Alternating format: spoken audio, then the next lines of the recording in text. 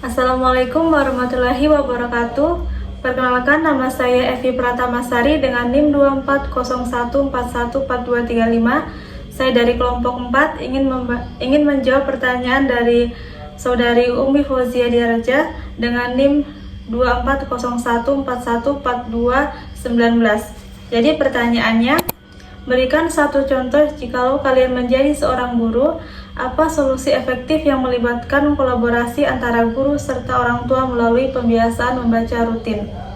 Jadi misalkan saya menjadi seorang guru dan melihat banyak siswa saya yang kemampuan membacanya rendah, saya akan membuat program kolaborasi dengan orang tua melalui pembiasaan membaca rutin di rumah dan di sekolah. Nah, contohnya seperti ini. Saya membuat program 15 menit membaca setiap hari di sekolah sebelum pembelajaran dimulai.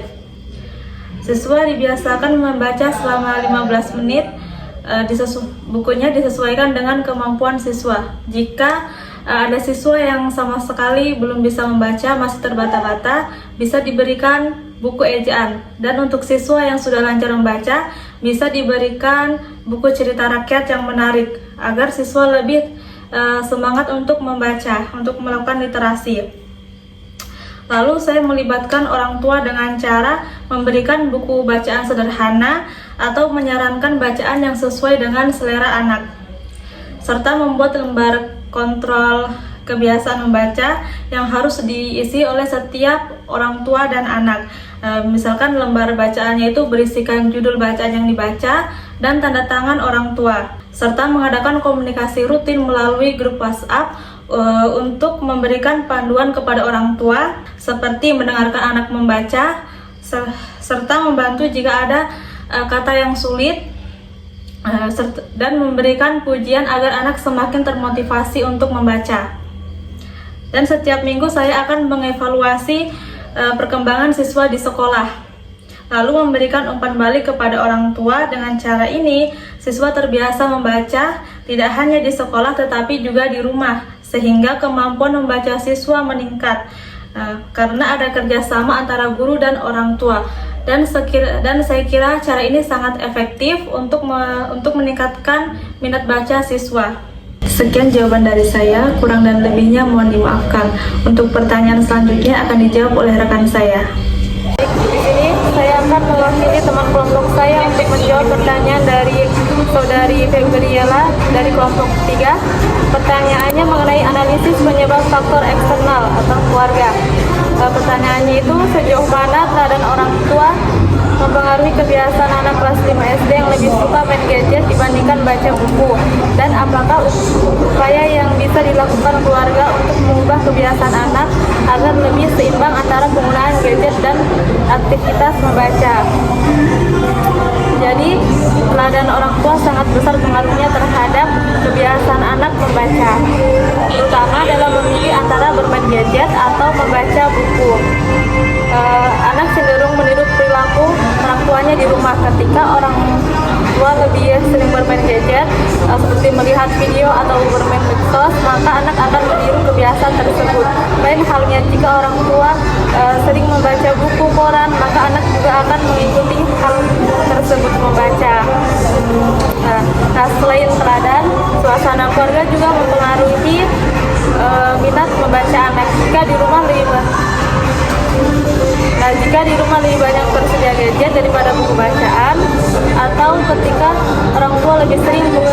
Jadi selain teladan, suasana keluarga mempengaruhi dari minat baca siswa. Jika di rumah lebih banyak tersedia gadget daripada buku, atau orang tua memberi gadget agar anak diam dan tidak rewel, maka anak akan semakin terbiasa bergantung kepada gadget. Nah, kurangnya waktu bersama untuk membaca juga dapat mempengaruhi hal tersebut. Jadi pengaruh teladan orang tua itu sangatlah besar, karena keluarga merupakan lingkungan pertama belajar anak. Anak belajar kebiasaan, disiplin, dan membaca itu berasal dari orang tua atau dari keluarga. Nah, upaya yang bisa dilakukan oleh keluarga agar antara gadget dan membaca seimbang, yang pertama itu menjadi contoh yang baik. orang tua perlu menunjukkan kebiasaan membaca buku, koran atau majalah sehingga anak bisa mengikuti kegiatan orang tuanya. Yang kedua, membuat aturan menggunakan gadget, misalkan membatasi penggunaan gadget anak selama misalkan dalam satu hari 1 sampai 2 jam menggunakan gadget ketika sudah menyelesaikan tugasnya. Nah, hal tersebut juga dengan membatasi dapat membantu orang tua mengatur anak agar antara gadget dan belajar seimbang. Yang ketiga, bisa juga menyediakan bahan bacaan menarik seperti pilihan buku, komik, cerita, atau buku dongeng yang menarik lah, sekiranya menarik untuk anak. Biasanya anak itu menyukai buku yang banyak gambarnya atau yang colorful. Terus menciptakan suasana rumah yang mendukung literasi, membuat sudut baca sederhana agar anak semakin semangat untuk membaca, serta memberikan apresiasi, pujian atau hadiah kecil ketika anak sudah menyelesaikan bacaan. Jadi hal tersebut itu sangat membantu orang tua untuk menyimbangkan antara gadget dan membaca. Demikian jawaban dari saya. Kurang lebihnya mohon dimaafkan. Saya tutup dengan ucapan wassalamualaikum warahmatullahi wabarakatuh dan selamat malam.